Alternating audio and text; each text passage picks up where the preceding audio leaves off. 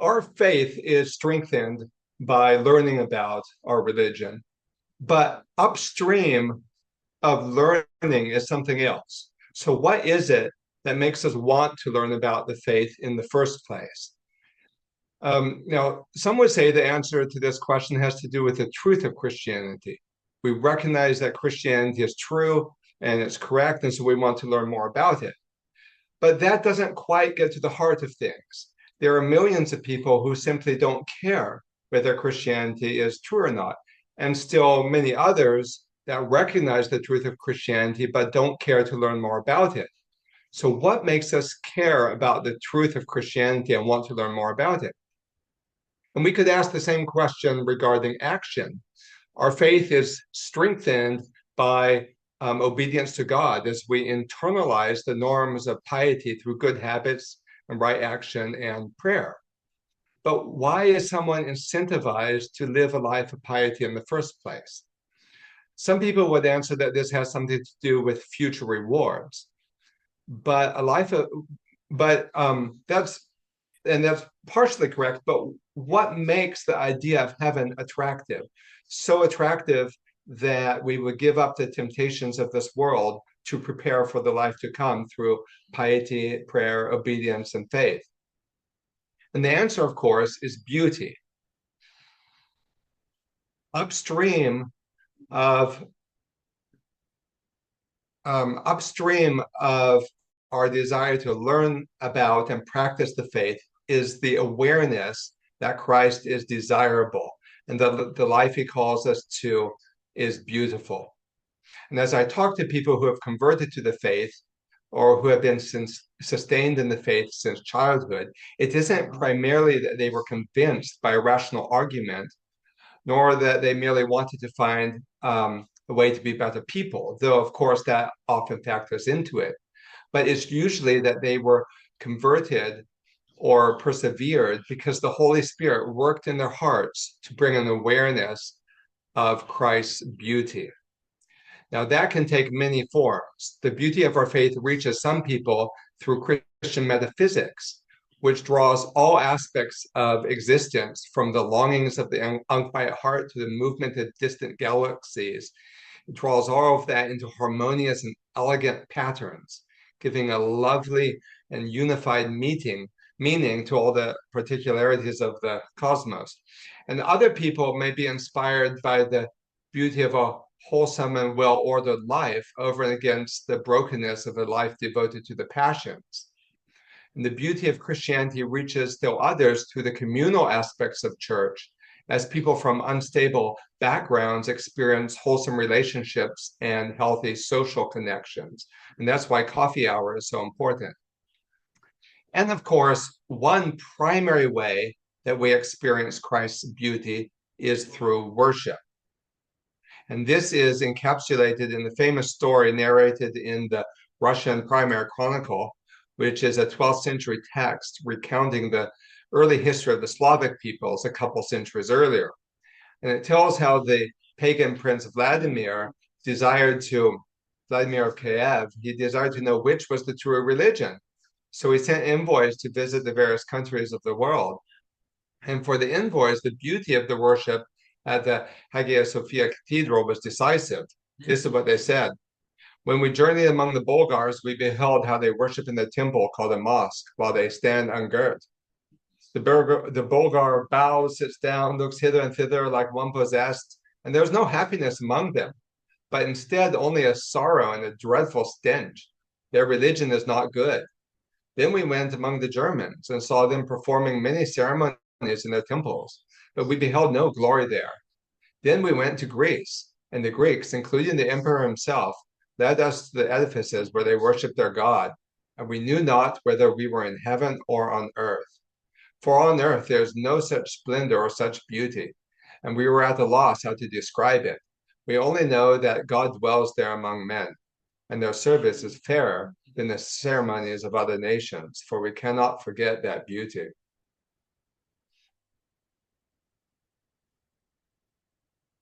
So this story demonstrates how the Holy Spirit uses beauty, and particularly the beauty of worship, to bring people to Him. And that's as true today as it it was in the 9th century when the events recounted in the Russian Chronicle took place. As humans, we cannot escape from the seduction of beauty. We have an intrinsic longing for the transcendental attributes of being, namely goodness, truth, unity, and beauty.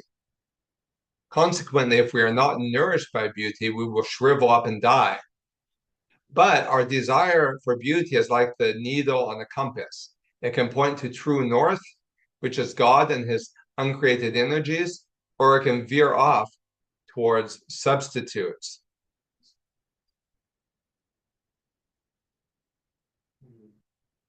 Now, what I've said up to now is fairly well understood in traditional churches.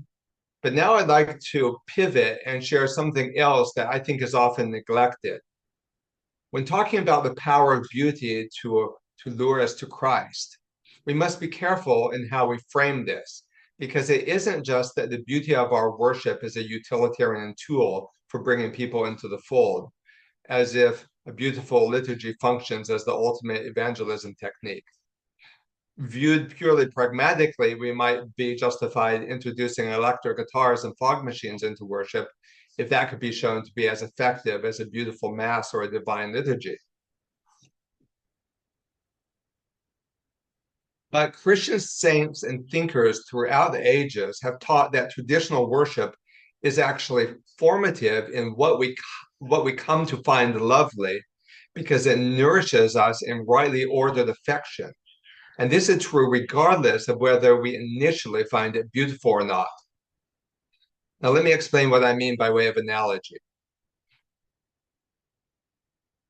Just as visiting different restaurants combined with habits of right eating and education about cuisine can impact what dishes someone finds delightful, and just as exposure to and education about different types of music can be formative in the songs someone finds desirable, so Christian worship forms our sense of what is attractive, honing our desires for the primal beauty of God over the counterfeit delights of this world. Now, this is a particularly difficult concept for moderns to understand. Because affection contains an emotional element, and because we tend to think of emotion as something outside our control, it's easy for moderns to assume that our affections are autonomous and independent of volition. It's part of the air we breathe that I just can't help the things that I'm attracted to. I either like something or I don't. And if you attend to the discourse on musical preferences, for example, it's very common to hear the trope that everything is merely a matter of taste, and one person's taste is no better than someone else's. And one of the most countercultural positions we can hold is that there is actually such a thing as good and bad taste, and that our preferences can grow in maturity. Through struggle, good habits, education, and exposure to certain types of stimuli, our affections, including what we consider beautiful and rewarding, can change. Our affections can move from being disordered to rightly ordered. And in all aspects of life, we see examples of how our tastes, including what we enjoy, can evolve based on the choices we make and the stimuli we expose ourselves to. For example, let's take a very practical example and consider attraction to the opposite sex. The choices a young man makes when he is young, from the types of music he listens to the stories that he allows to form his imagination, to choices whether to pursue piety versus the passions. This is all part of what eventually determines the sort of woman that will attract him. And the enjoyment that a man derives from having a relationship with a modest, virtuous woman is organically related to the work of becoming virtuous himself. But just as one who has not worked to appreciate good literature may puzzle why another person would prefer Milton over comics, so a man who has not worked to cultivate virtue may find it hard to understand why another would enjoy having a relationship with a modest, virtuous woman. Or to take another example, if you think of the joy a wine connoisseur or an art critic feels in the presence of a particularly special specimen of their craft, we know that those feelings have been honed by years of training, hard work, and struggle. What we consider beautiful, what we are attracted to, is often downstream from struggle and habit forming behaviors.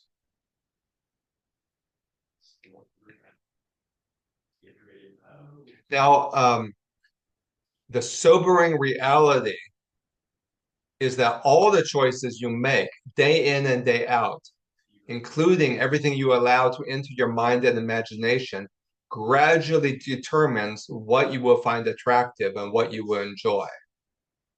So again, our affections, including what we find attractive, is not autonomous and independent.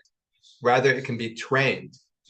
And again, this is sobering because it means that every choice you make is training your heart to find something beautiful.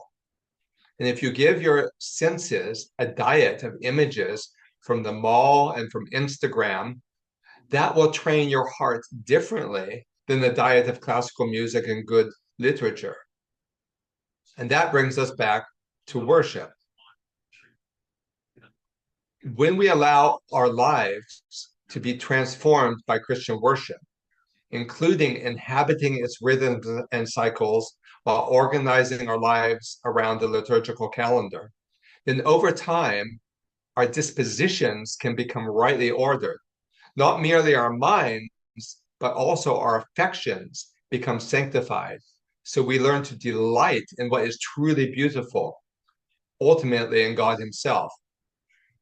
As worship forms our affections, we become less susceptible to the fake beauty of the world and the flesh, or the counterfeit transcendence of UFOs and psychedelics, or even the incomplete beauty of romanticism that would merely stop at transient beauty without following it through to the source. And if we are not formed by the beauty of worship, then we risk becoming malformed by the counterfeit beauties of this world and the counterfeit transcendence and things like UFOs and psychedelics, neo-paganism, even the reverse sacramentality of Satanism. Ultimately, learning to delight in beauty helps us to become people who find the beauty of heaven a delight rather than a torment. For just as we can acquire dispositions that enable us to delight in what is good, true, and beautiful, ultimately in God Himself, it's also possible to corrupt ourselves so that heavenly joys would be a torment, like Tolkien's Saruman, who would have hated the elf heaven. In Lord of the Rings, we see Saruman move from a sophisticated and noble wizard to someone who ends up being revolted by the beauty of the elves and unable to enjoy true beauty. Or we might think of Milton's Satan, whose hatred of earthly beauty paled in comparison to his much greater revulsion against heavenly beauty. In Book 9 of Paradise Lost, Satan is surveying the lands of his exile and recognizes that his inability to delight in the natural beauties that surround him, he laments and remarks how he is unable to enjoy the mountains, rivers of his earthly exile. But as much as he hated the beautiful hills, valleys, and rivers of the earth, so that the more he sees, the more torment he feels within, he yet preferred these to the suffering he would undergo if faced with the beauties of heaven. I'm not going to read all of this because I'm conscious of the time, but you can look it up in book 9. And the point I want to make is that Paradise Lost, similar to C.S. Lewis's Great Divorce, it explores the paradox of becoming so corrupted that it's possible to prefer misery to the infinite pleasure of the beatific vision. And we see this principle played out in how people react to the beauty of worship. I have just a couple anecdotes to share about that, and then I'll end. I haven't been timing myself, so you'll have to forgive me if I'm going on for too long, but just a couple anecdotes to wrap this up. A friend told me that he had a Protestant relative who visited an Orthodox church during Lent when they were doing the great canon of St. Andrew of Crete. And afterwards, he felt like he had to go home and listen to some of the so-called old hymns just to shake it off. He sensed that this ancient service had a type of magic about it, but he experienced it as bad magic.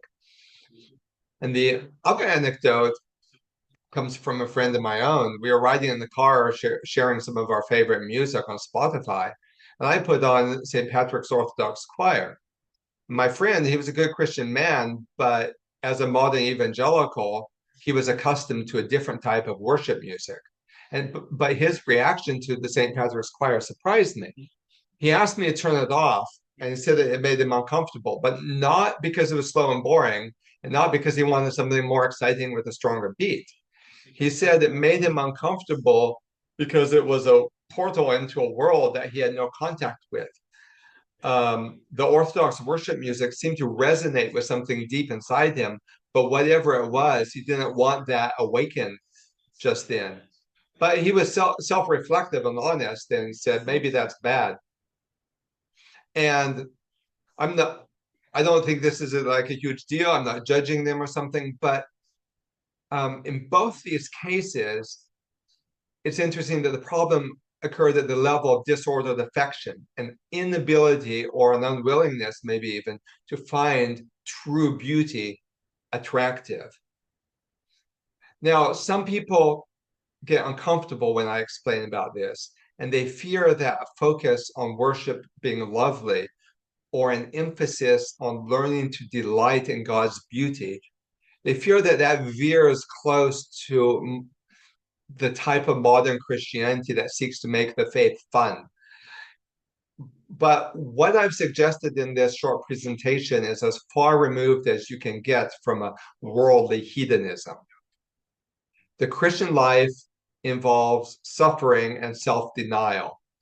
However, self-denial and suffering are invitations to direct the unquiet heart to God alone, and thus to long for his beauty over merely derivative beauties or worldly comforts. And again, self-denial and suffering are invitations to long for God's beauty alone over merely derivative beauties or worldly comforts. Consider the case of martyrdom. No one endures martyrdom unless he or she is truly convinced that the life on the other side is beautiful. But as I've suggested, it takes work to find God beautiful. It's easy to find good food and the images of the mall and Instagram and so forth.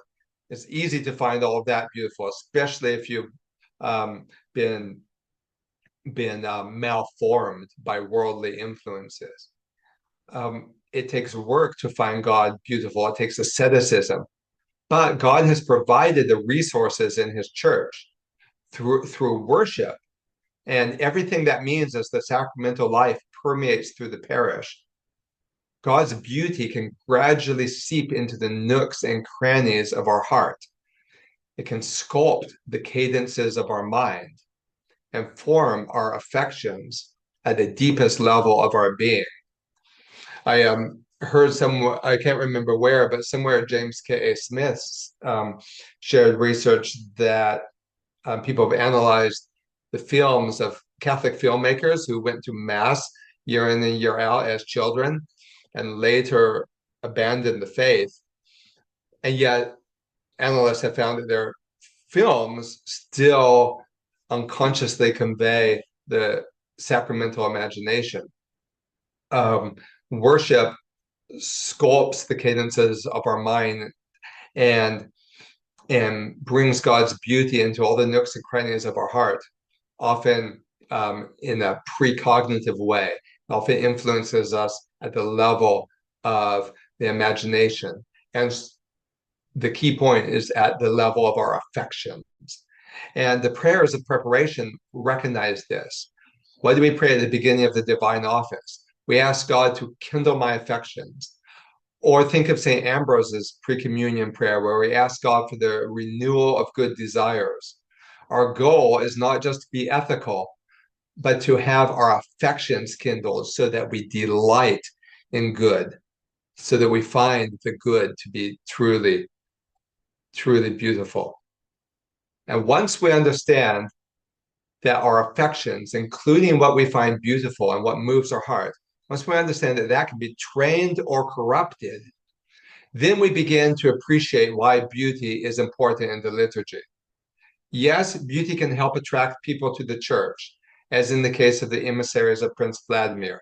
And yes, it creates a reverent and transcendent atmosphere that helps focus our mind on Him.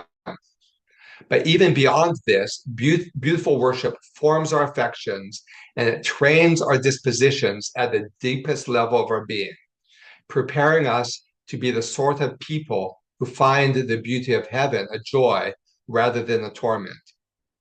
But achieving beauty in worship is hard work. It is resource intensive and labor intensive to have a beautiful church and to have a good choir and to have servers who participate in an orderly and elegant manner. Similarly, it takes struggle and hard work for the laity to participate in the liturgy with intention and understanding. But the fruit of that struggle is a heart that can delight in God, both in this age and in the age to come.